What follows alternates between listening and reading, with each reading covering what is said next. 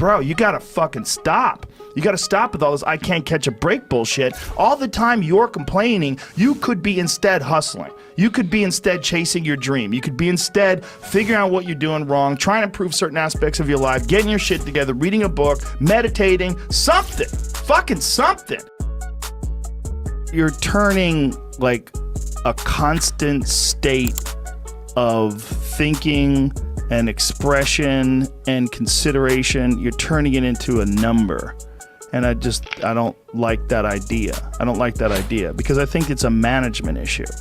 I think a lot of what happiness is a management issue, and decisions that you're making right now, like you could be in a shit state of mind right now, but you can make some decisions to adjust that, and over the next couple hours, you'll get to a much better place. These constant management decisions, they waver in and out of your life on a daily basis. Like this idea that you could have a good mindset and then all of a sudden you'll be happy. That's horseshit.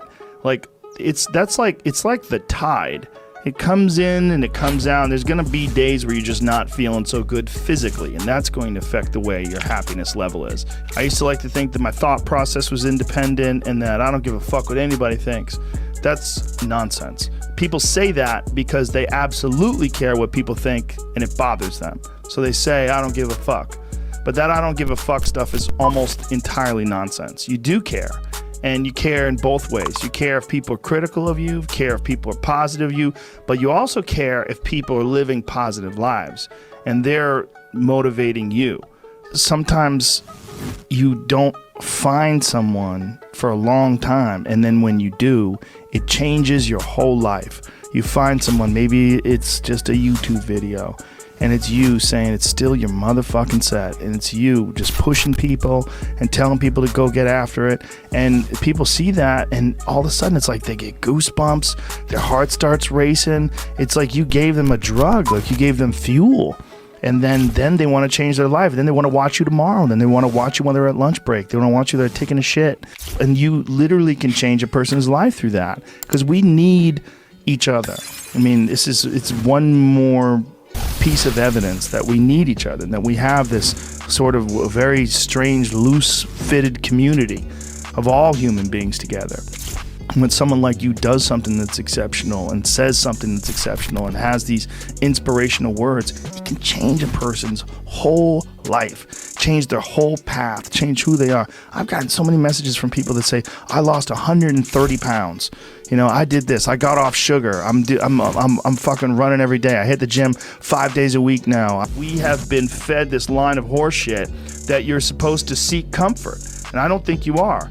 I think you're supposed to seek lessons, and you're supposed to seek difficult tasks and accomplishments, and through those things and through doing things that are hard to do, even if it's just a fucking 90-minute hot yoga class. I do a 90-minute yoga class, man. Those last 20 minutes, I do not want to be there, man. And I definitely don't want to give 100%. And I can cheat.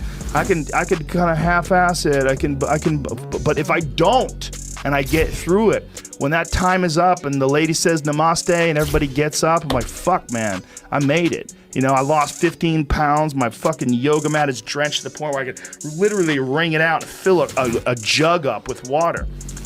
Through that struggle, I will now have a better day, and I better fucking do it again tomorrow, or do something else, because if I just think, well, tomorrow I'm just gonna coast and eat Twinkies and watch TV. Oh, hello sadness, my old friend. Hello depression. Because when you're not doing anything, you feel like shit. And that's just a part of being a human being. And we can pretend that we're something other than what we really are. And we can pretend, nah, me, man, I'm just cool, just chilling, doing nothing. Bullshit. You're a fucking human. You're a human being. You evolved from the fucking hundreds of thousands of years of hunters and gatherers and people that were struggling. Those human reward systems are carved deeply into your DNA. And if you don't respect that, if you don't respect the mechanism of happiness and fulfillment and what you really need to do in order to feel satisfied in life, camaraderie, love, family, friendship, struggle, testing yourself, learning, all those things are imperative. They're all a giant part of being a person. Managing the community and the tribe that you're in, making sure that you're a good member of that tribe, that you're doing your part, you know. And there's a lot of cynicism in these days about inspiration and about motivation, because there's a lot of fake shit. You know, you can go on Instagram and you see a million of these inspirational quote pages, and they're run by people that are probably depressed. You know, you see a lot of people that are, you know, talking about how to get ahead in life, but they're not really doing anything themselves. So there's a lot of cynicism involved in that. But there's also sincerity in it, and you can get, if you just look at it with a pure heart and a pure mind, you can get a lot of energy out of that. When you're around happy, inspirational people that are successful, it makes you feel better and you get inspired. And if you act on that inspiration, your life will be more fulfilled. And it's not just inspirational in terms of financial success, but in terms of doing difficult things, whether it's running 100 miles, it doesn't pay you a goddamn thing other than the wealth of the knowledge that you can push yourself to such an extreme, or anything else, whether it's someone who becomes really good at playing chess, or someone who's really good at martial arts, or whatever it is. There's a great feeling in these overcoming these difficult things, because life is never this just constant state of I'm at a 9 all day, and when I'm with my wife I hit 10. Yay! When you meet these exceptional people that move you, like, what are the characters, what are the qualities that they have, what are the characteristics that they possess, and those things become significant and important to you. Whereas if you live around a bunch of people that are complaining and bitching about everything, and they see the negative in everything, and they're always whining, those people are the opposite of that. They're the opposite of inspiration. It all comes from life lessons, and the lessons are learned through struggle. And I think that there's a lot of people out there that think somehow or another you're going to get to some place where you're living in silk sheets and you're getting your toes done while someone's dropping grapes into your mouth. I don't want that. I've never wanted that. That guy's not going to be happy. Your attitude has a giant effect, not just on your life, but on other people's lives around you. That's the other thing about it. Those I can't catch a break guys, I don't want to hear that shit. I don't want to hear that shit. I don't buy it, because everybody has bad break. My friend Jocko, every morning I'll check his Instagram page, 4:30, shows a picture of his watch, get after it. He's out there working out 4:30 in the morning. He does it every fucking morning. Why? Because he doesn't want to. And that's how you do it. You go and get after it. You don't make any excuses. And those kind of guys are fuel. And I've had a bunch of shitty breaks. Everybody has. But you got to realize when you have those shitty breaks what that is. It's an opportunity for you to reassess, reboot, get better, figure out another way, find another way through. It's just little challenges. And the people that look at those challenges and go, why do I always have these challenges? They're cancer. Those people are dangerous to be around. They will rob you of your enthusiasm. They don't give you any fuel. They're the opposite of fuel. But this I can't catch a break shit is not helping anybody, and it pushes everybody away from you.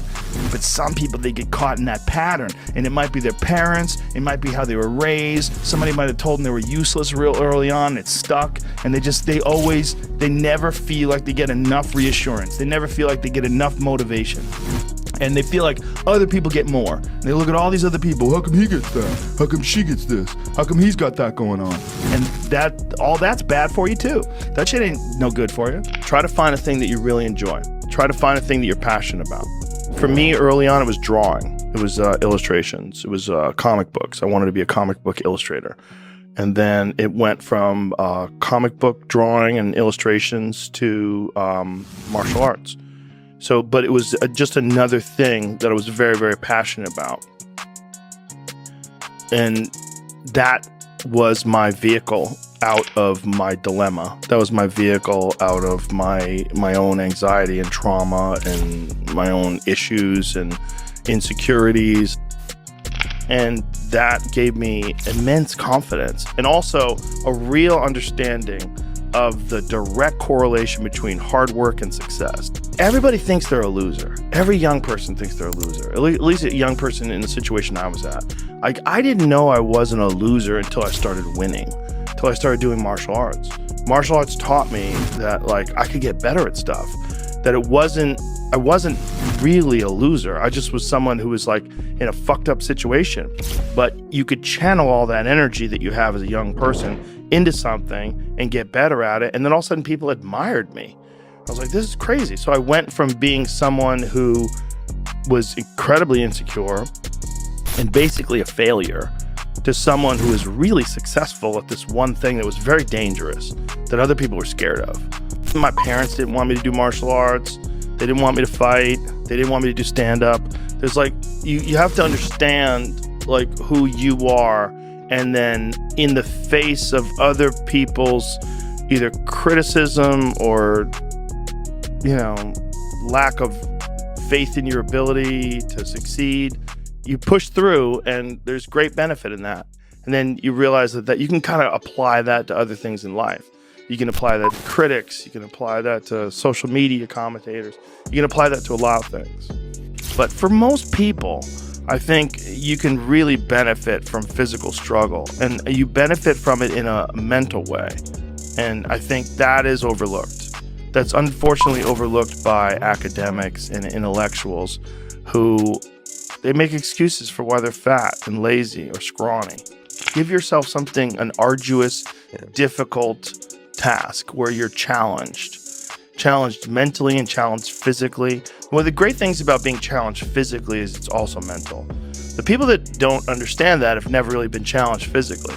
People that think that physical challenges are just physical. It's not. It's emotional intelligence. It's understanding your desire to quit and, conquering your inner bitch. All that stuff it's mental. It's playing out inside your head. And there's a mental strength that you acquire from that you can apply to intellectual pursuits. People that don't think that are the people that haven't attempted them. And there's an arrogance to people that only pursue intellectual exercises, only pursue intellectual things, and don't pursue anything physical. That the physical stuff is base, it's grunt work, it's primal, it's not necessary. I don't think that's accurate. If you're alive, you can get better at stuff. And I don't think people are happy if they don't have puzzles and complex tasks and things that are interesting to them, whether it's an art project or whether it's learning something completely new like stand-up comedy.